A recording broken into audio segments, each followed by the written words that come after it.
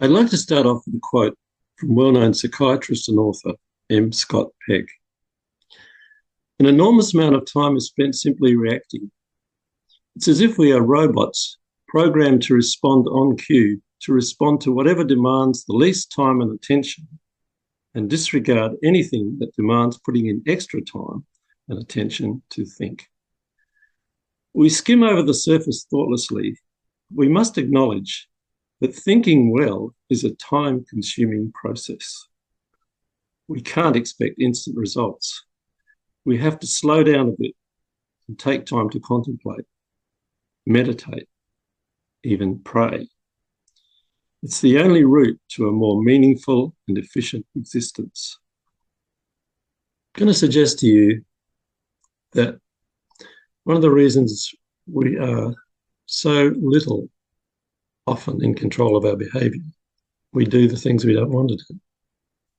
The reason is because we don't really look at what's going on in our whole person. Most of us are aware of our body to some degree, our mind to a lesser degree, our spirit to a lesser degree, and our heart to an even lesser degree. We have a heart, a mind, body, and a spirit. Each of these need to be exercised and trained. We know our body needs to be exercised and trained. We know clearly that if you want to run a marathon, you have to exercise and you have to train. You can't run a marathon just overnight. You can't run a marathon without gradually building up over a long period of time by running maybe 1 mile a day a week and building up from that. Same with any sport, any physical endeavour that we do. We need to train for it. We can't just do it just like that. It's the same with our minds.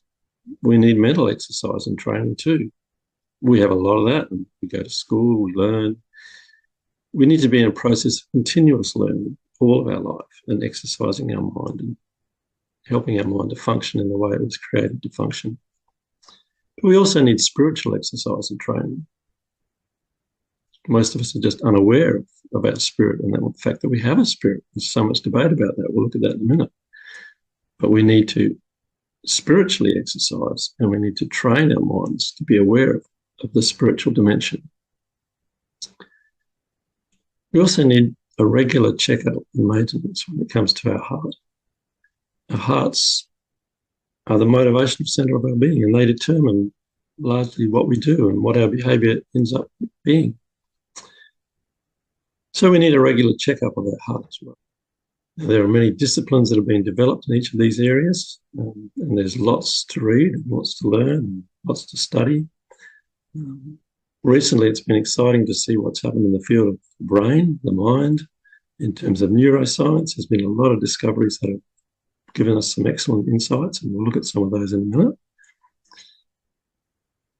Also, in terms of the body, the whole being, psychology has grown a lot over the years. It's pretty naive initially when it started out as a science, but now it's become quite sophisticated and we have lots of new insights and understanding from psychology. Spirituality is one that has been, since the 18th century Enlightenment, it's been pretty much put on the shelf, but trying to suppress the fact that we have a spirit and there is a spiritual dimension has been gradually eroded over the years, and more people are looking at spirituality and looking at what is the spirit and what is going on in the spiritual realm. And that's come to the fore recently. And also there's the field of theology. Theology is a study of God, and there's a lot about the heart when it comes to the scriptures. In fact, we'll look at that in a minute. There's more about the heart of the scriptures than any of these other dimensions, surprisingly. So these are some key disciplines in the study of human learning and behaviour. One of the things we've learned from neuroscience is that the brain is like a sponge in the first 1,000 days of life from the time of conception. It keenly absorbs every bit of information it receives from what is happening around it, and it stores that information in the form of neural circuits. So what happens to us in the first 1,000 days of life from the time of conception is critical, absolutely critical, because our brain is wired to respond in certain ways to certain situations and certain events. And later on in life, we find that if we have had some really adverse experiences as children, that gets translated into our daily behaviour. We'll look at how that happens in a few minutes. We've learnt over many, many years that our behaviour is determined a lot. What we become is determined a lot. Genes, what we've inherited from our parents, and by our experience. So there's the old debate between nature and nurture. Which one teaches us the most? Is it nature or is it nurture? Is it what we're born with or what we learn in the process of developing as a person? So in terms of what we learn, we have nurturing as a baby, which is absolutely critical.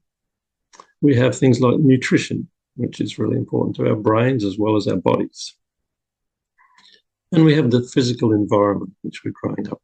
All of these affect us, affect our behaviour, particularly the kind of atmosphere that we have in the homes that we grow up in. So these all affect our brain, our developing brain, and the circuits that are formed in our brain. And that leads to behaviour, health, learning, what we are achieving, what we are improving or not improving in our lives. So these are some of the critical things that we've learned from neuroscience and psychology over the years, which are critical to our understanding of our behaviour. Without going into too much neurological detail, there are parts of the brain that regulate reactions we have to everyday events around us. For example, if we have experienced a healthy, nurturing early childhood, our brains are more likely to be wired such that stressful events are processed in a more considered way by the prefrontal cortex. If that has not been the case, circuits that have been wired into our brains through distressing events in early childhood may well interrupt that process. A pathway direct to our limbic system may have been formed, which immediately produces something of a fight or flight response to distressing events. This is because the brain has been wired during past trauma events to do this, rather than being wired to have us gain more perspective on events by first processing it through the prefrontal cortex. That is why it is much easier for secure persons to remain calm in the face of stressful events than those experiencing insecurity. So what does this look like in practice? If an event occurs that is perceived by us as stressful, our brain may react in certain ways depending on how it's been formed in those early years when it is like a sponge. If we have been well nurtured, we're secure, our brain has learned to function in the way that it's intended to function, we regulate our emotions through our prefrontal cortex. We experience an event and we think about it and we analyse it and we respond to it in a considered kind of a way. However, if we've grown up with a lot of stress in the early years, our limbic system has been wired to react to stressful events. So we don't really go through the prefrontal cortex and our emotions are not regulated and we end up with a fight or a flight response. So we either just react and get very, very angry and act out on that by fighting, or we run away from the whole situation. So that is the impact that trauma has on our brain pathways and behaviour, and there's been a lot of science about that, and it's been one of the great learnings that we've had from neuroscience over the recent years. However, that's not all there is to it. Now, there are lots of programs that have been developed by psychologists, such as cognitive behavioural therapy, which looks at our thought processes and tries to teach us to rethink. And that's really important. And that training and exercise, as we've mentioned, is critically important in the whole process. However, if we reduce it to just that, we're missing out on a whole dimension. In science, we sometimes can be confined by reductionism. In other words, we reduce everything to its component parts, and we analyse it and we try to understand it better in that way. However, the whole is greater than the sum of the parts. We need to look at the whole situation. We need to be holistic in terms of how we're approaching issues in our life.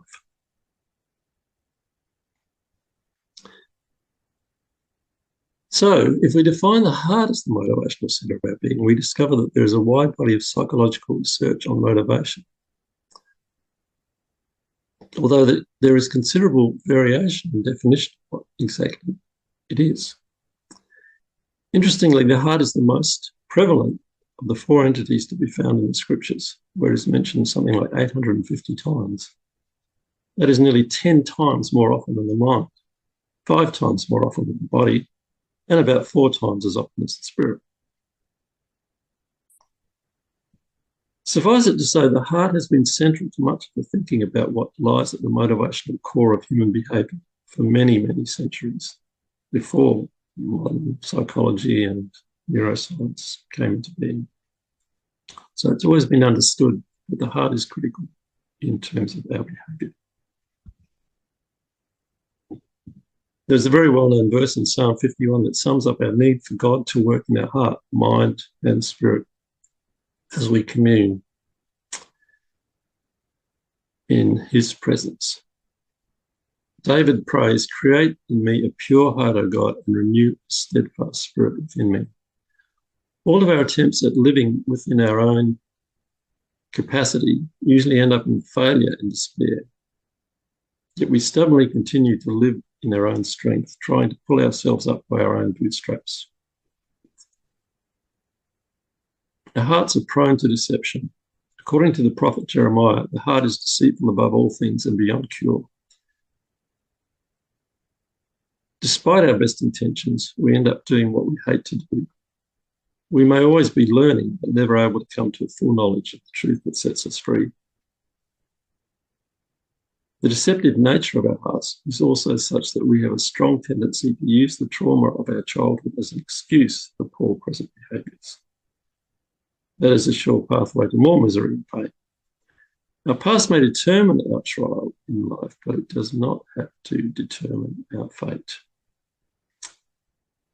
So, if we bring the heart into the whole process, when we have a perceived stressful event, instead of just reacting in an unregulated way, getting angry and having a fight or flight response, our hearts can also come into the process, and we can influence, or at least our behaviour can be influenced by what goes on in our hearts and how we respond to it in our hearts. If we're not even considering our hearts, we just go from a perceived stressful event to a fight or flight response or a considered response. But if we bring our heart into it, we can do something about changing the trajectory of our behaviour. We can have a soft heart or we can have a hard heart, according to the scriptures.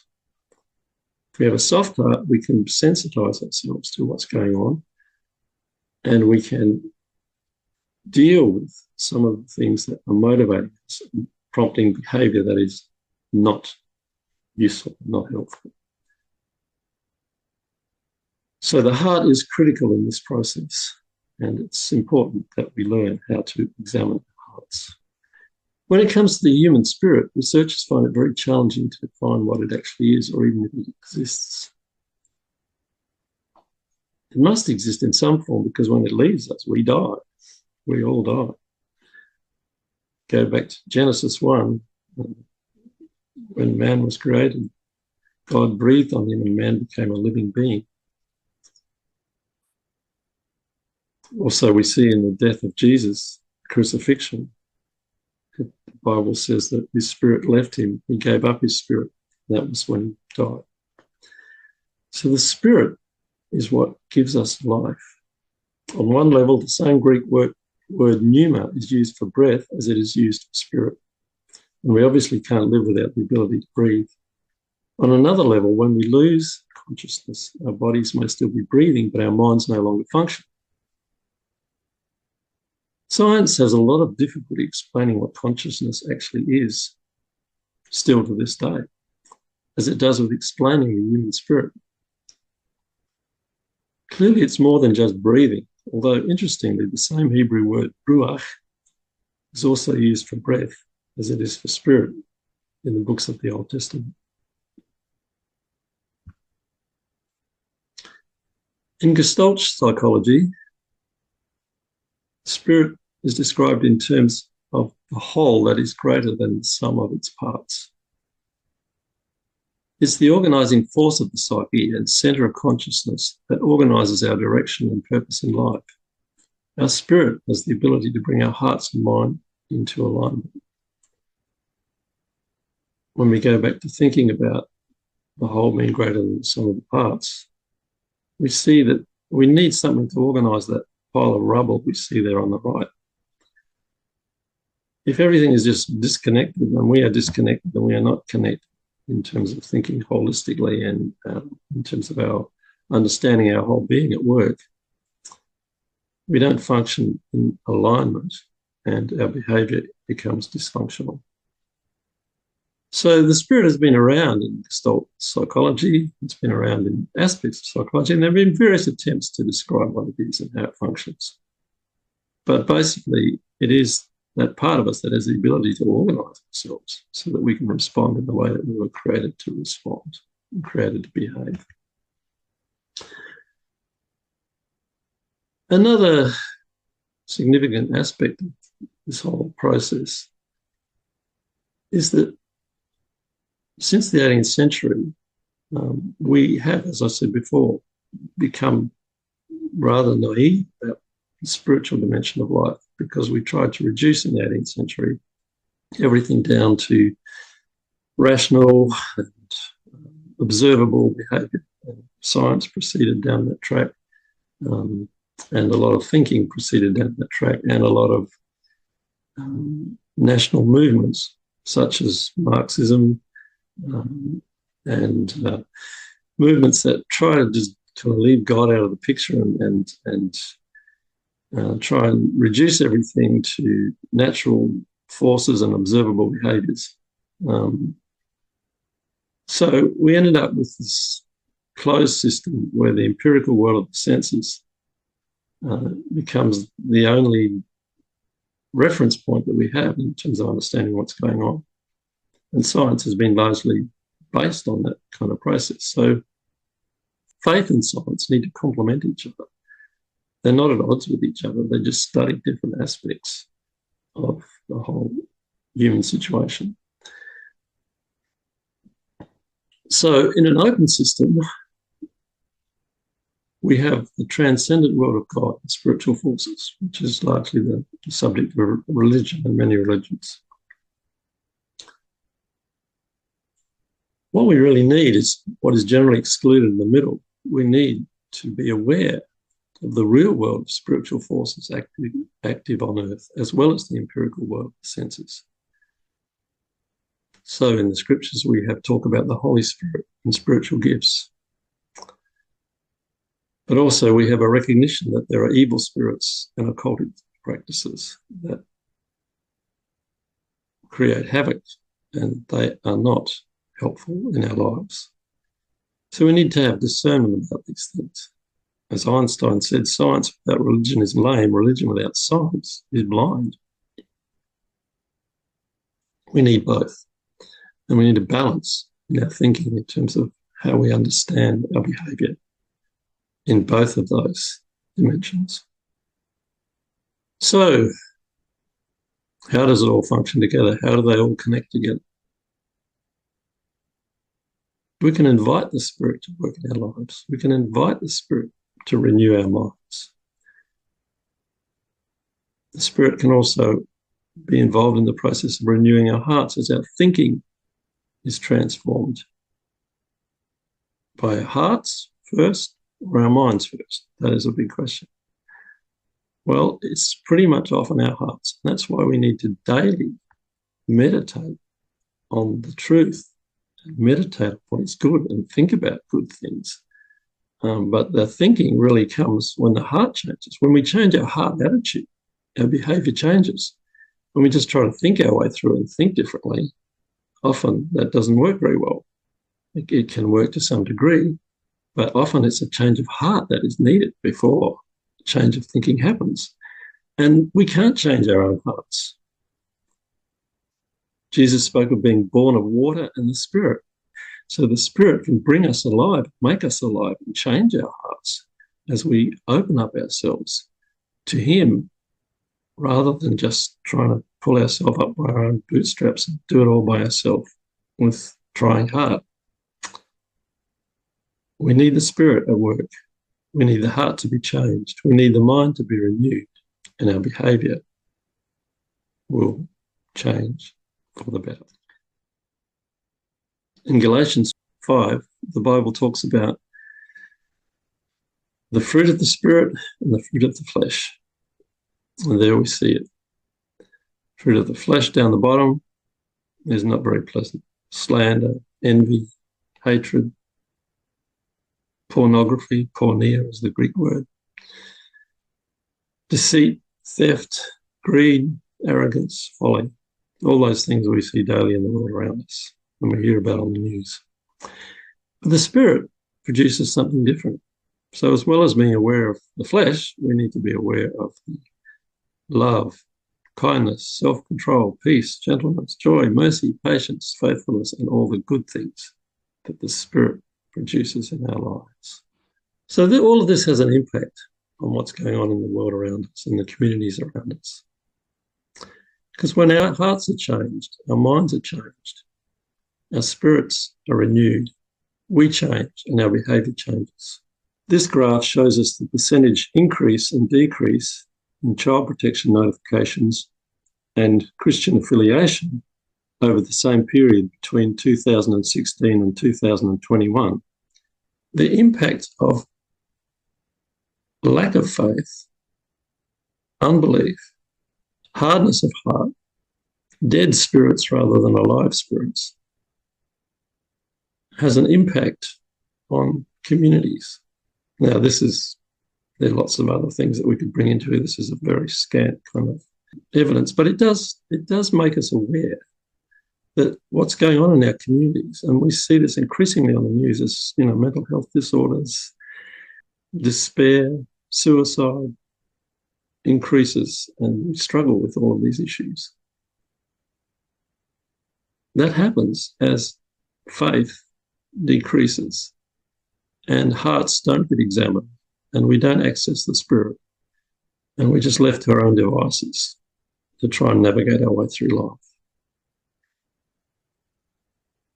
We need the Spirit. We need the heart to be changed.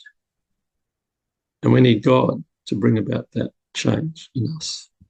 If we're going to see transformed communities, if we're going to see differences in our communities. And that brings us back to the cross. That's a big cross you can see at the heart of Central Australia, over to the west of Alice Springs, which has been put there recently by the Aboriginal people. That's what they wanted. That's what they wanted on their land. Because it was the cross that changed the lives of many in our Aboriginal communities over the past century. And it's the cross that can change the hearts of communities right across our nation in Australia and nations in the world. Because on the cross, everything changed. What Jesus did on the cross took away the guilt, the shame, all those debilitating things that impact our lives when we come to a place, when we fall in front of the cross and we give over our lives to Jesus and we surrender all of the pain and all of the hurt and all of the brokenness to Him. When we do that, He brings about change in our hearts. He brings about hope for our communities. He brings hope that our communities can change as we change. The more individuals change, the more communities change. The more individuals take responsibility, the more the communities we live in change. And we need a major dose of that if we're going to see significant change in our communities. As the spirit and the heart are activated, our minds are renewed and changed, and our communities become more functional. Children are nurtured in a more healthy way. They become secure, they are cared for, because we are able to turn away from just our self-interest and turn towards God and the way He's created us to live. And that makes us functional. It makes us functional as human beings. It makes us functional as families. And it changes the communities in which we live. And that's what we need to aspire to. You can learn more about this in the book, Changing Hearts, Changing Communities, which is available in ebook and paperback formats. It's available on Amazon and various other platforms. And you can get hold of it from your favourite e-store. Changing hearts, changing communities. That's what we need to see. We need more of it. And we need to pursue that in our lives if we want to see change in the world around us.